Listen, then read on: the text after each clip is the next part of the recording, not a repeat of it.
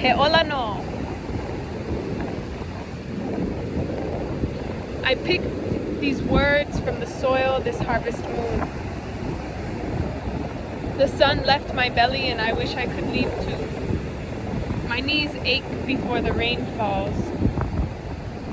I still manage to walk far, but my eyes are elsewhere. Movies of sinister things play in the background.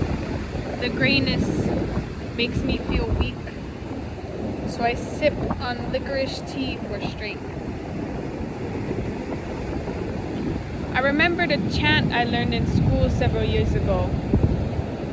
It made its way into my landscape and asked me, Aya ihe al kawaya Kane? Where are the waters of Kane? Kane, the Hawaiian god of the everyday, the creator, taking his form in the sunrise, the morning dew, fresh water, rainbows, and the sky. Here, the sun I know is hidden from me, so I fall asleep and wake up in the dark and in the cold. I fell asleep quite well despite that, but I dreamt intensely. The sea rose to my chest with waters clear and gold. People around me were trying to save their electronics, holding what they could above water. I threw my phone into the water and the water turned dark. There, a path formed in the ocean, so I walked. I walked under heaven's eastern gate. The path turned into a mountain range high above the sea. Soon I started to leap from rock to rock, down the ridges steep. I felt a sudden shake of the land. The pebbles jumped and the boulder I stood on shook. Under it, a crack in the earth started to form. It ripped the earth from beneath me, and I fell. I fell without fear. I fell for so long I felt like I was floating. The air was thick with silence. It wasn't until I tried to speak that a voice answered my breath and said in a whisper, I know who you are.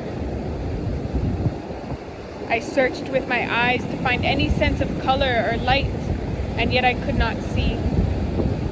Who are you? I asked. I am who and what you think I am. A flash of light exploded in the distance. I watched stars unlike our own form before me. My belly started to glow, and I too became a star. My body burned and it was painless. I was consumed by light and a belly full of warmth and a heart full of love. They were right. I did know. They were compiled of my ancestors and their deities from all over the world. They surrounded me with open arms. I cannot express the love that I felt, the belonging, the warmth, and the vitality they brought me. That is all they had to offer. And so I live another day to offer the same things to this world. I was born a woman, yet I did not know until the blood told me. From that day, my bones rattled me into a dance. The moon pulled me to step forward and back. Ferns started to grow upon my eyelashes. The morning dew that forms on them falls into my eyes. As I wake in the morning, I soon realize that these branches and leaves have been falling long before we knew how to fall in love. The mist opens colorful doorways where the giants enter from the sky. The leaves fall and comfort the soil. Water falls to travel along the earth, tickling the bedrock. Trees fall and give life to other beings. We can learn many things from the fallen. That is where the waters of Kane reside. Aya I Laila Kavaya Kane. I drank the water from the coconuts. and feasted on the meat left inside. I drove into the dark to walk upon the algae-covered rocks that led to a large tide pool. No one was at the beach but a few hungover men sleeping in their tent on the sand. There I watched the sunrise. My pulse was slippery, but it felt much better than it did a month before. The noni fruit has always felt a little tangy, but always relaxes the heart. I scoop the seeds out of my sun-orange papaya. I suck upon the meat of the soursop. Juices of lychee drip from my fingers, but I am not at home and have difficulty finding the waters of Kane in this landlocked place. I walked out of my apartment to go to class.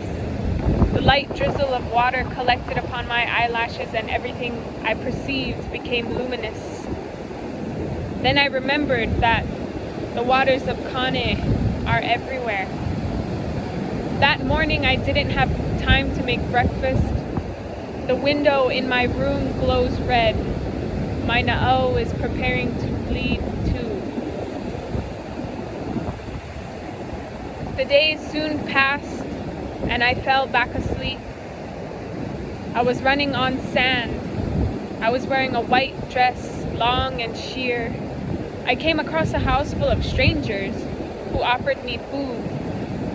I could not bring myself to eat. They served me processed foods, and it reminded me of the world we lived in. They did everything they could to make me forget who I am. I ran out of that house, back into the sand. I caught my own fish from the sea, just one, because that is all I needed.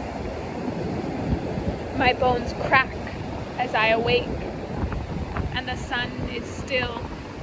The warmth pierces through the cold air.